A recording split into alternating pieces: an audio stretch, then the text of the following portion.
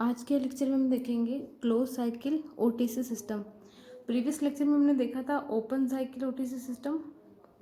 तो उसमें क्या था, एक वर्किंग फ्लड था सी वाटर, उसी को हम यूज़ करते थे कंडेंस करने के लिए भी और वेपराइज करने के लिए भी। बट क्लोज सिस्टम में क्या होता है, दो वर्किंग फ्लड होते हैं।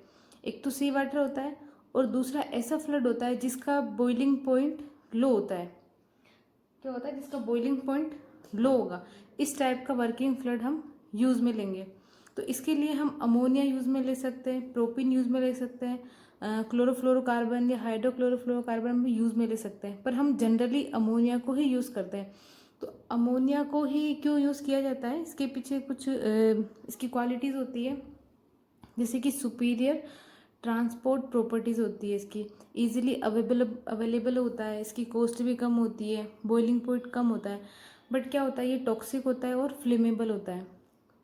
तो जो क्लोरोफ्लोरोकार्बन्स होते हैं, क्लोरोफ्लोरोकार्बन्स ये क्या होते हैं, ना तो टॉक्सिक होते हैं ना ही फ्लेमेबल होते हैं। तो हम इनको क्यों नहीं यूज़ करते, बिकॉज ये इन्वायरमेंट के कंसर्न से ये हार्मफुल होते हैं। मीन्स के ना, ये जो ओजोन लेयर होती है उसके डिप्लीशन का कारण होता है ये क्लोरोफ्लोरोकार्बन। तो इसीलिए हम इन्वायरमेंटल कंसर्न की वजह से इसको काम में नहीं लेके अमोनिया को यूज़ करते हैं as a second working flood.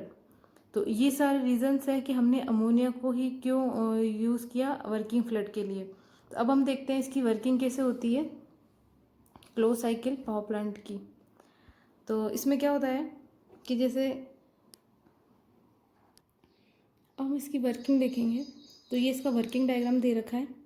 इसमें क्या होता है, जैसे कि इसका प्रिंसिपल कहता है कि हम टेम्परेचर का डिफरेंस होता है जो सरफेस वाटर में और डेप्थ वाटर में, जो टेम्परेचर का डिफरेंस होता है उसको हम यूज़ करते हैं।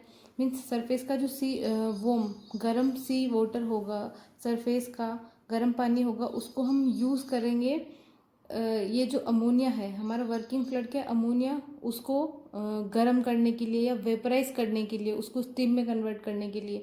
और फिर ये जो कोल्ड वाटर है इसका हम यूज़ करेंगे उसको फिर से ठंडा करने के लिए, उसको कंडेंस करने के लिए।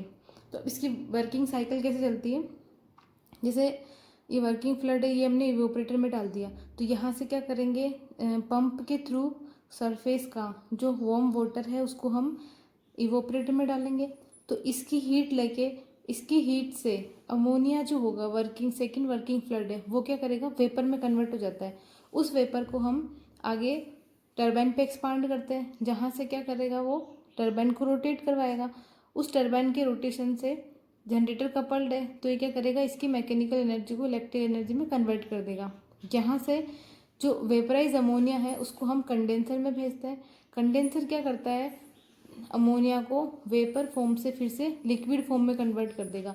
तो इस कंडेंसर में हम क्या करते हैं, सी का जो डेप्थ में कोल्ड वाटर है उसको पंप से इंजेक्ट करेंगे कंडेंसर में, और वो जो कोल्ड वाटर है उससे हम क्या करते हैं, इस वेपर को वेपराइज अमोनिया को लिक्विड फॉर्म में कन्वर्ट करते हैं।